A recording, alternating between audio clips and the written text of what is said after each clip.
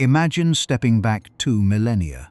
If you spoke of visiting the Imperial Palace in ancient China, you weren't referring to a solitary, ornate building nestled within a courtyard.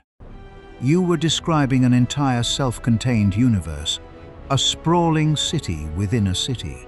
This was a monumental landscape defined by soaring walls, sentinel towers, expansive terraces, and intricate gates. It housed a labyrinth of archives, administrative offices, tranquil ponds, lush gardens, and bustling workshops.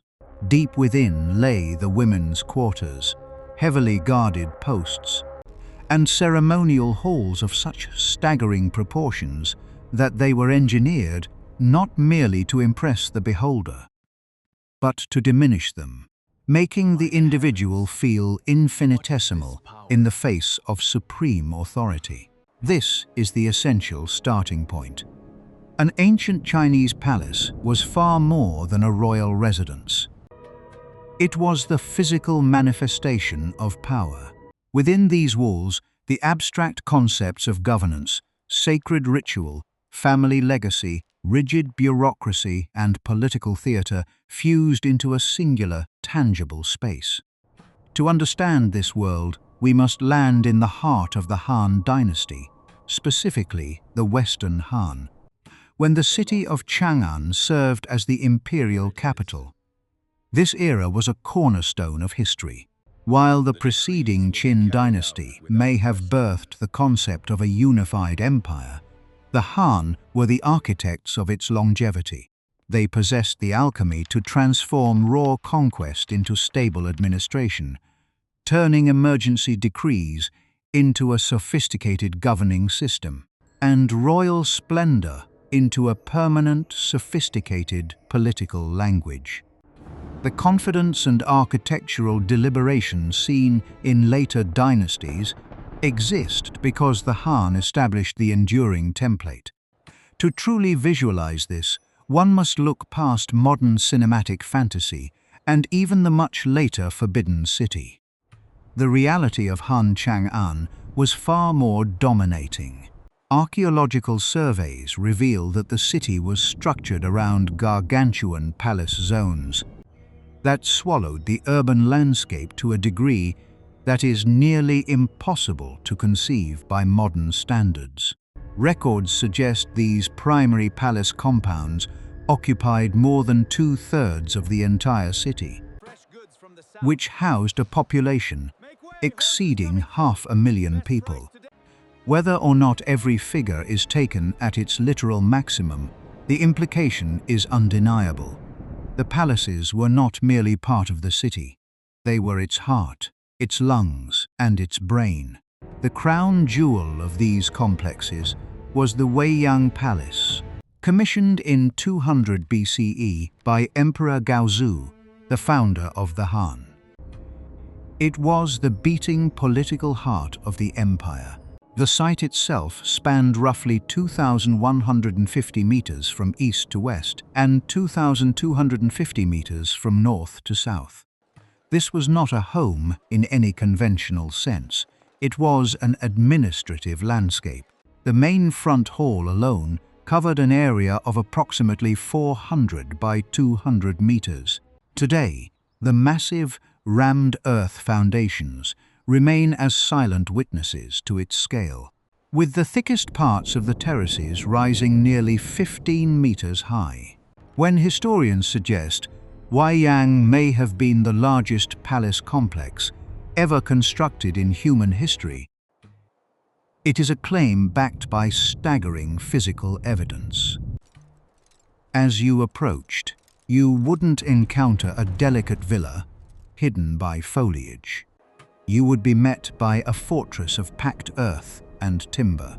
Han architecture relied on the Hangtu technique, enormous platforms of rammed earth that lifted buildings toward the heavens.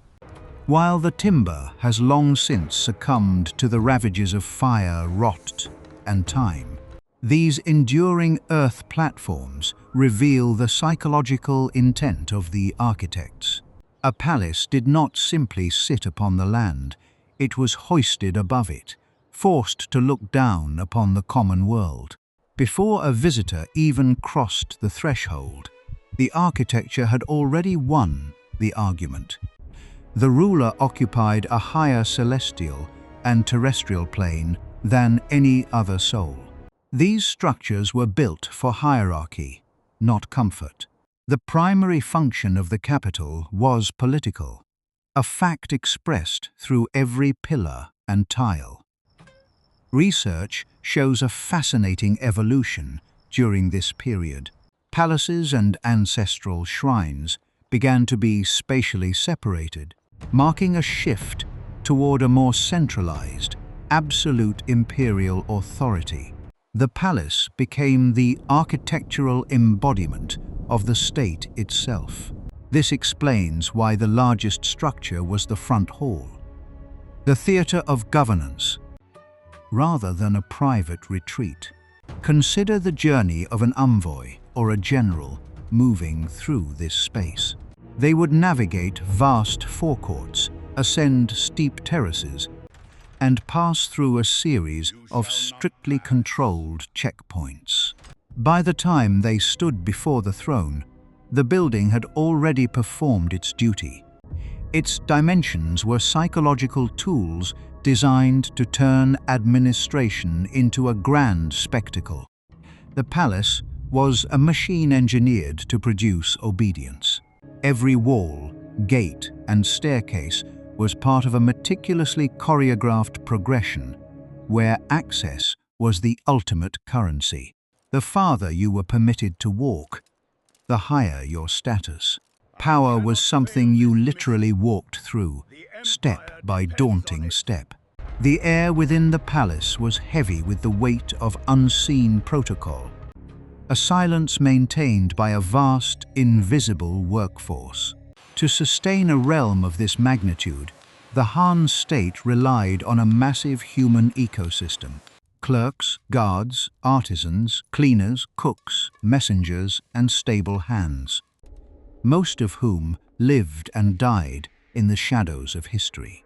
Even the architectural layout of the Weiyang complex reveals this functional reality. Nestled among the grand ceremonial halls were the pragmatic government offices and the expansive mansion of the Shaofu, the high official tasked with the monumental logistics of imperial household management. It was a factory of empire where paperwork and personnel were as vital as prayer and ritual. In the more intimate reaches of the palace stood the Jiaofang Hall, the residence of the Empress. Its name, the Hall of Peppered Rooms, evokes a sensory richness lost to time. The walls were treated with a fragrant mixture of ground pepper, intended to bring warmth, scent, and a symbolic promise of fertility to the sovereign's consort. Yet, even here, the space was political. The Empress was an institution of state, and her quarters were her headquarters. The lives of the women within the rear palace were governed by a rigid, bureaucratized hierarchy, featuring 21 distinct ranks. Far from the romanticized image of idle companions, these women functioned as a professional class of scribes, administrators, musicians, and highly skilled artisans. Some ranks were even accompanied by official salaries and landholding rights, making the inner court a managed institution of labor and surveillance. For those within, the palace was a high-stakes workplace where one could rise to staggering influence or vanish into obscurity behind a labyrinth of lacquered corridors. This concentration of power was facilitated by the enigmatic presence of the palace personnel and eunuchs. In the Han court, geography was synonymous with politics. Those who controlled the physical thresholds, the doors, the corridors, and the timing of messages, held the keys to the empire.